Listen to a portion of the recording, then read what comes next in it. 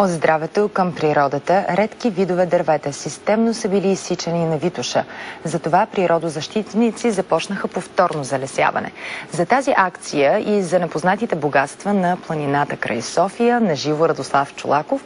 Радо, добър ден! Всъщност да ни кажеш какви дървета са станали жертва на изсичане?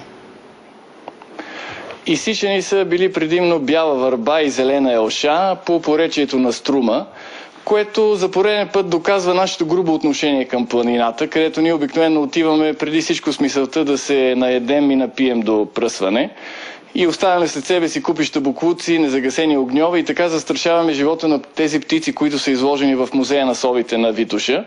Днес направихме обиколка в планината, за да видим местата, където с европейски пари по програма Околна среда са залесявани редки дървесни видове на Витоша.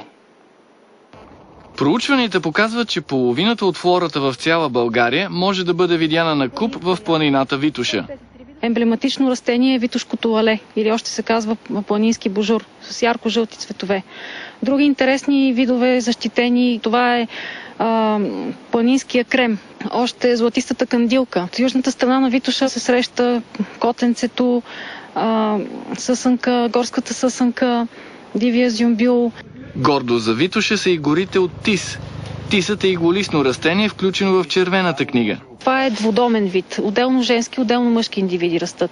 Когато този вид се засажда на ново място, това полово съотношение трябва да се вземе предвид. Тоест на новото място да има както женски, така и мъжки фиданки. Тисът може да стигне възраст от 1000 дори 2000 години, но расте много бавно. Например, на тези новозасадени фиданки ще им трябва 20 години, докато станат високи 1 метър.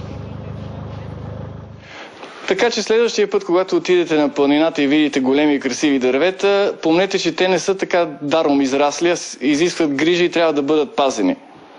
Благодаря ти, Радослав Чолаков, за природните богатства на Витоша.